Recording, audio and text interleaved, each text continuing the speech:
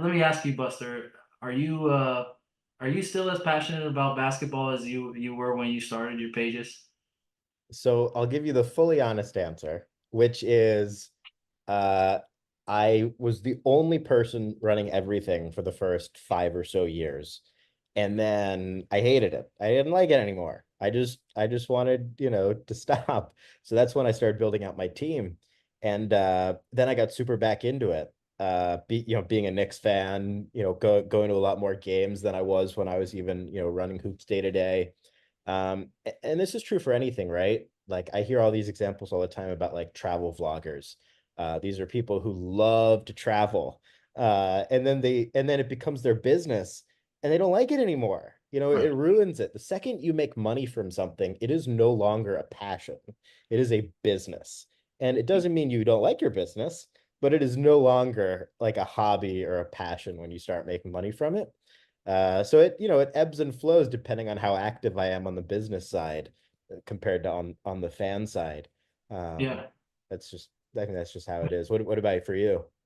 Yeah, no, it's like I start to crave like deeper, conversations and things. And I think in line with like what you were talking about earlier, like the quality over quantity, like the world has just shifted in terms of if you make an amazing video, an amazing reel, that's going to be great. It used to be the world rewarded you for posting 1,000 things, and it didn't really matter how good each thing was. And I think that's where my head is with all this sports and basketball. It's like I'd like to see a lot less of it, but I would like for what I see to be special and meaningful and like maybe transcend this just like stats and hot takes, And so I think that's been a change for me because I used to be, loving trolls and memes and things like that. And I think now I'm just kind of overwhelmed with I've been inundated with so much surface level Yeah. junk.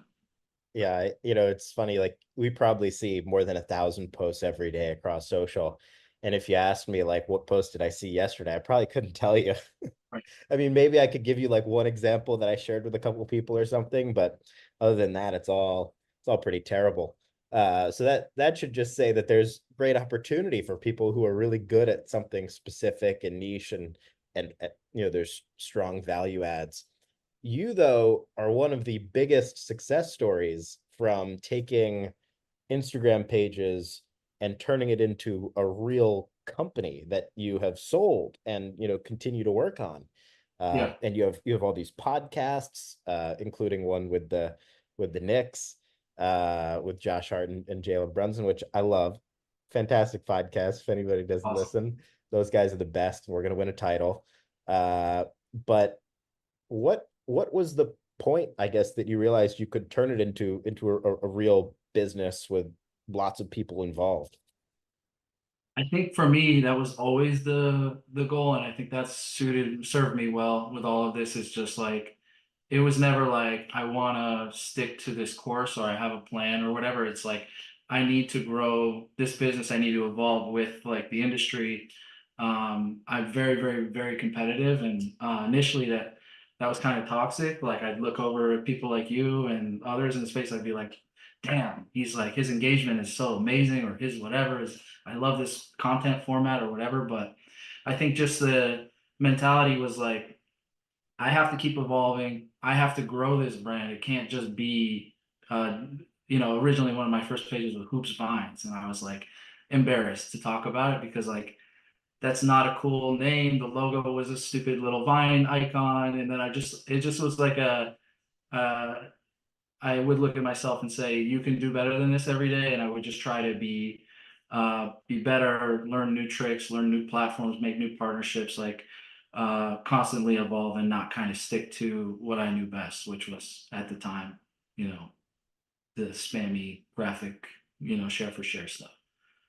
Totally. That was, I mean, I look so fondly on that era though. Like those were good times. I But agree. yes, everybody grows up and eventually uh what has been really interesting though is everyone like you're an OG, obviously someone like Omar is an OG. You've got all these OGs in the space. Everyone uh has pretty much, created a fantastic company, but in so many different ways, right? Like you went the route of full media, owning podcasts, intellectual property. I went the agency route where we help tons of brands in lots of different areas with social and digital and collectibles. Omar now runs social for like Disney. I mean, it's incredible. Everybody's found their own way, but I think the lesson there is just we all started out doing the spammy stuff that we were pretty embarrassed about. I mean, I Yeah. started writing about fantasy basketball on Facebook, and I'm dyslexic. So if you were to go back and find those, it's probably the ugliest thing you've ever seen. But the point is you just put yourself out there.